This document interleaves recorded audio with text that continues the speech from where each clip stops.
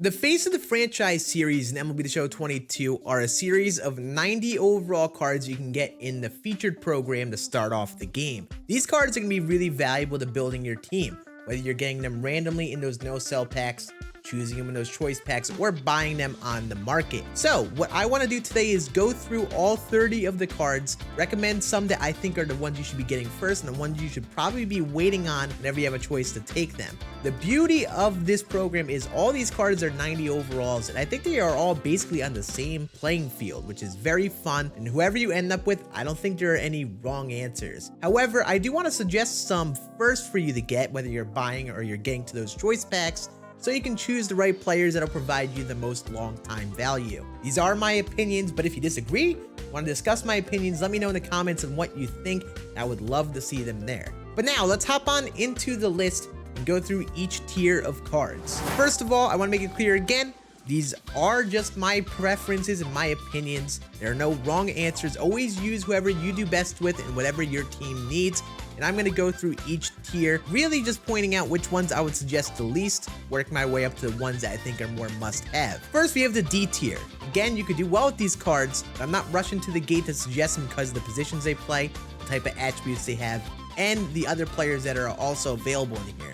Joey Votto, Benintendi, and Alek Manoah. All can be good, but they just have other cards in here that are way more valuable in my opinion. Votto doesn't have versatility. Benintendi is weaker overall the attributes compared to our other outfielders. And I don't think Manoah's pitch mix is going to be pretty easy to pitch with in comparison to the other guys in the program, despite him having the high hits per 9. So, all solid, but I would put these on the back burner. Then for our C tier, we have all three of our catchers, Carson Kelly, JT Realmuto, and Sean Murphy. We also have CJ Cron. Cron is just a victim of other first basemen existing. Is a great bat versus lefties and still pretty good versus righties and can play that corner outfield. And the catchers are good. If you need a catcher, they will get the job done. I think they're all right around the same playing field because they have their balances of benefits and trade-offs. I just don't think any of them bring enough to the table where I could really suggest getting them right away. You could use some gold catchers that would probably be close to them offensively in comparison to some of the other ones in the game. And I wouldn't be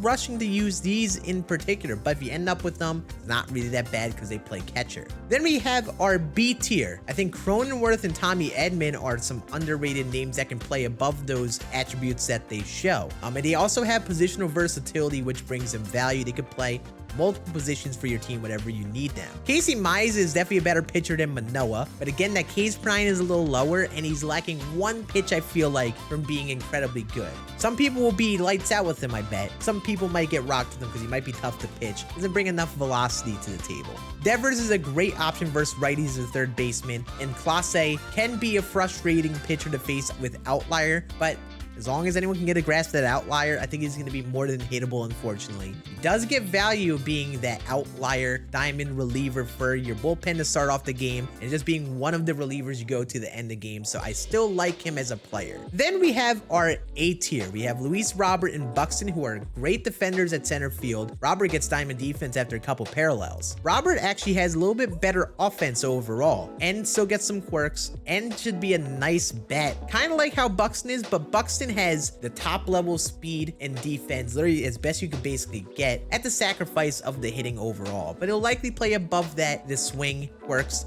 and just how Buxton plays every year. So again, the defense at center field, a premium position, is valuable, and these guys bring that to another level, and that offense can be very good for many people as well. Same type of thing here for Wander Franco and Lindor. Both switch hitters, both provide solid offense at shortstop. Lindor is the power option, Wander is the more contact option. Lindor is the higher fielding but lower arm. Wander is more well-rounded with his fielding. Both of them are viable options at shortstop. Not really bad to go with. I'm actually using Wander right now. I'm having fun with them. Bellinger is actually a great first base or outfield option. The defense is great, the power is great. Contact is a little low for me to really warrant, but he is a lefty in a state of the game where there are a lot of righty pitchers, and he could definitely play into that upper tier. Logan Webb and Marcus Stroman, I personally am treating like the same pitchers. The pitch mixes are slightly different. Stroman has a lesser range of pitch speeds, a little better control. Webb has a little bit wider range of pitch speeds, so he can be a little bit more effective with the pitches, but doesn't doesn't have the level of control, but I put them 1 and 1 next to each other. Some people could absolutely dot with them on the higher difficulties though, and I bet they would be great for that.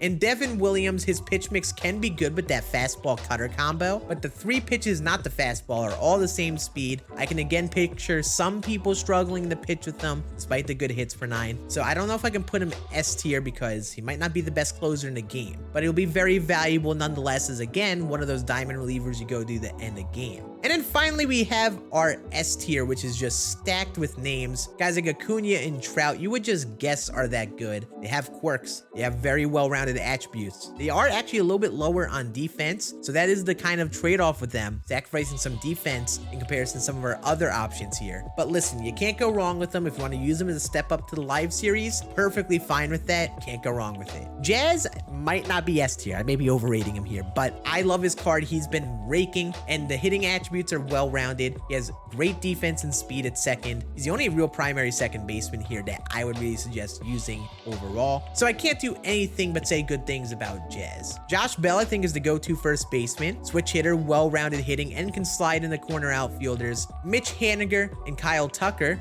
very solid outfielders that aren't as big of names. Both of them have very solid hitting, good enough defense. Haniger's a little worse in right in comparison to Tucker, but brings more power to the table. And Tucker's a lefty, which gets value and actually is very well-rounded. Aroldis Chapman, I think, is especially valuable for being a lefty reliever. Doesn't have outlier on his card, doesn't have great control, but he's nasty nonetheless, and I think the most valuable reliever to get. Then there are 3 cards that I think are head and shoulders above the rest in terms of their value. Not just in terms of the player name and the positions they play, but they are just super well-rounded. They can provide you offensive value for a good while, and some of them might not be too expensive. Corey Seager, I think, is the best overall infielder. Very well-rounded hitting. The defense is good enough. You could slot him at second base, hide that rougher defense there. The bat is worth it, especially being a lefty. He is a must-have in my opinion. Brian Reynolds is a super budget option right now. The only downside is that power versus lefties, but he still brings good contact versus that side. Switch hitter, good defense. I think he actually might be a super underrated option. He gets especially a lot of value right now because he is very cheap. So if you're looking to buy them, he's a good one to buy. And then Cedric Mullins. Mashes versus righties, good defense, move him wherever in the outfield and he will be a good fielder, provides speed. He was a very fun card last year, and the attributes are more than well enough to do really well this year. I actually really want this card. I missed out on him a little bit last year, didn't use him enough, but Cedric has become a quick fan favorite within the community. And that is going to be it for the tier list. This is the entire list, so you can see how all of them stand. If you want to save it as a picture, save it as a reference for yourself, here you go. Appreciate you all watching. I hope you enjoyed this tier list. I'm trying to make these compact and quick, not sitting and looking at every single attribute on the card, so we can get the information to you all as quick as possible. So if you enjoyed it, let me know in the comments. Make sure you like if you did. I'm going to be doing more tier lists on all of the current cards here in the near future, so make sure you're subbed for that. But I appreciate you all watching. You all have a great rest of your day, and I'll see you all again on another video later this week. Deuces.